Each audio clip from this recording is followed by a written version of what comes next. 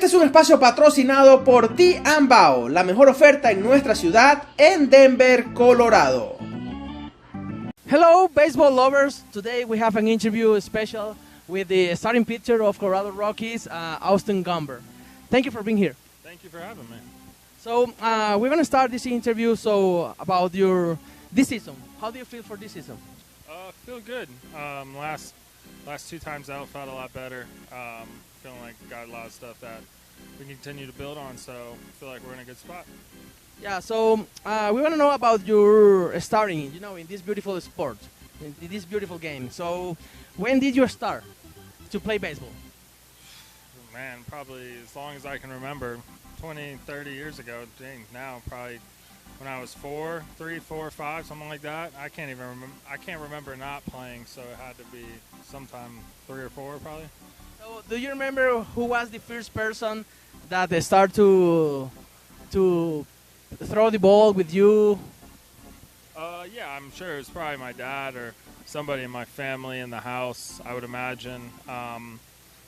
But yeah, so I do remember the first time I played was T-ball at like the YMCA in Orlando. So, but that was probably 4 years old. Yeah. Okay, so when you start to play in teams, what position did you play? Everywhere, infield, outfield, pitcher. I think everybody didn't really just start pitching until I was like in high school. So when I was growing up, I did everything: first base, outfield, a little bit shortstop when I was younger, but I was left-handed. So soon I got kicked off of that. So you start to pitch in high school, you say? Yeah. So how was that process? Well, I mean, I pitched my whole life. I just started to basically just be a pitcher when I was in high school, but it was good. Kind of just started to focus on pitching. Had some good coaches, and then went to college as just a pitcher and kind of continued to hone my skills until I got here. Okay, perfect. So how was the process when you start to discover the different, the kind of pitches? The curveball, fastball? Yeah, probably.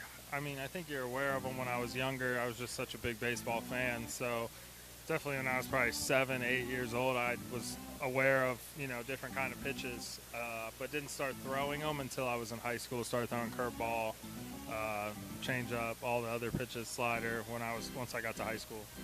So please, can you show us with this ball your different pitches and explain how you use it? Yeah, so this is fastball, just standard fastball, curveball.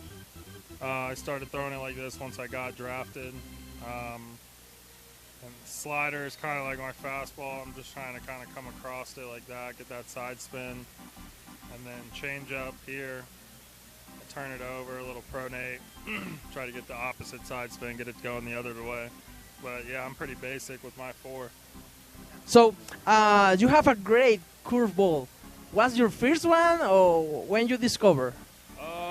Well, I threw a curveball when I was younger, and then I didn't really throw it much in college. And then when I got drafted by the Cardinals, I started throwing a curveball again, and I guess kept taking a couple of years off, or just the way they kind of taught me to throw it. Ended up being a pretty good pitch for me. Yeah. So you say about your draft. So can you tell us about that day? Do you remember that day, the draft day? Yeah, I was drafted in the. I think the first 2 rounds were the night before, and then the next day was like 3 through 10. I was drafted the last pick of the 4th round, so probably like in the afternoon. I had some people over, a couple friends over, so had a good time. And then a couple days later, I was out. So I'm gonna tell you some special days in your career, and please you explain what you remember. For example, the day when you signed your contract, your first contract. Yeah. I was in State College, Pennsylvania. That's where our rookie ball team was with the Cardinals. Flew into there and then went to the stadium, took a physical, got to sign, and then watched the game from the stands that night. And then the next day started the journey. What about your debut in MLB? Yeah, well, I was in St. Louis in 2018, June, day game against the Pirates. Came in out of the bullpen in the 6th inning, and I threw the 6th, 7th, and 8th.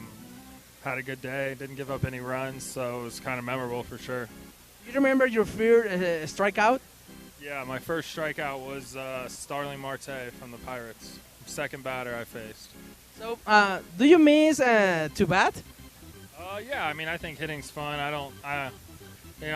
I'm happy we have the DH, but so every once in a while you miss hitting BP and stuff. But as far as hitting in the games, I mean, I can do without it. These guys are pretty good. So so a lot kids, teenagers, they want to be a pitcher in MLB like you. So what advice can you tell us? Work hard, be athletic, just be natural. Don't try to copy anybody else. Just kind of do what feels natural to you and put in work and focus. And, if you get an opportunity, take advantage of it. So what is the most difficult for being a starting pitcher? The most difficult thing to be a starting pitcher? I mean, probably having to get big league hitters out for 6 innings, right? That's not the easiest thing in the world to do. So I would say that's probably the most difficult job of it, for sure. I mean, training your body, keeping yourself healthy is obviously the #1 component, being able to stay on the field. But if you're just talking as far as playing the game, I mean, just having to get guys like Mookie Betts and Freddie Freeman and Machado and all these other guys out 2 or 3 times in a game. So the day before that you start to pitch, do you have any hobby? Well, I have 2 kids, so usually if I'm not here at the baseball field, I'm at home playing baseball with my kids, to be honest with you. That's what they want to do. So just being dad, really, trying to separate, home life and baseball. When you are at home, what do you like to do? I mean, I usually like to relax, try to get some rest during the season, but really it's just kind of whatever the kids want to do. I'll just do whatever, the boys want to do at the time. Usually it's just running around the house playing something. So, just try to keep them happy. Favorite food? Favorite food would probably be steak. Yeah. Favorite number and why? Well, I grew up wearing 31, but I've been wearing 26 for a couple years now. I'll still probably say 31. Just that's the number I grew up wearing. Always, I was a Braves fan when I grew up, and Greg Maddux was wearing 31. So, just kind of the number I had all throughout, Little League and stuff. Are you superstitious player? Not really. I try to stay away from that. I think you don't want to get caught up into that because a lot of times you can't control all those things. So I just try to take every day as a new day, right? I don't feel like I have to do the same thing every day or every time I pitch to be successful. So what was the moment most difficult in your career? I mean, there's been a bunch of them, right? I mean, I think I've had some difficult moments here, some difficult moments when getting hurt in the past, difficult moments in the minor leagues, college. I mean, I think the biggest thing is not letting those moments define you, really. So what pitcher, when you were a kid, who was your hero in baseball? Probably Ken Griffey Jr. Yeah, and maybe any pitcher? Well, Greg Maddux, all the Braves guys, Smoltz, Tom Glavine, Randy Johnson, a lot of pitchers. Pretty much anybody that played in that era, Roger Clemens, all those guys that were really good in that era, I was fans of. But I would say overall, probably Griffey. So, my friend, we are almost in the end of this interview. Thank you so much for your time. So, I'm going to ask you about the altitude. How is to pitch in Coorsville? Yeah, I mean, it's a little different, but I think, as long as you don't let your mind worry about that and you just go out there and make pitches, I mean, you can pitch good here. But it's definitely different than playing in New York or somewhere right next to the ocean. Okay, my friend. So, it's our pleasure having you in this interview. Thank you so much. Thank you. Thanks for having me. Appreciate it.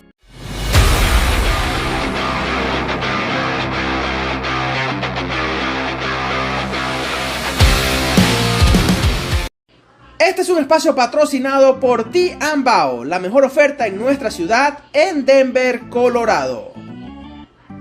Soy el periodista Abel Flores, acreditado para cubrir el béisbol de grandes ligas desde Colorado para el mundo, y te invito a seguirme en mi cuenta Amantes del Béisbol 2021, donde encontrarás contenido exclusivo, entrevistas, informes, reportajes, comentarios exclusivos de nuestros peloteros grandes ligas de Venezuela, República Dominicana, México, Puerto Rico, Panamá. Un contenido exclusivo que no encontrarás en ninguna otra plataforma, ni en televisión, ni en radio, ni en prensa. No esperes el noticiero de la noche, no tienes que leer la noticia del día de ayer. En esta plataforma multimedia te brindamos toda la información. Amantes del Béisbol 2021. For it's 1, 2, 3 strikes, you're out at the old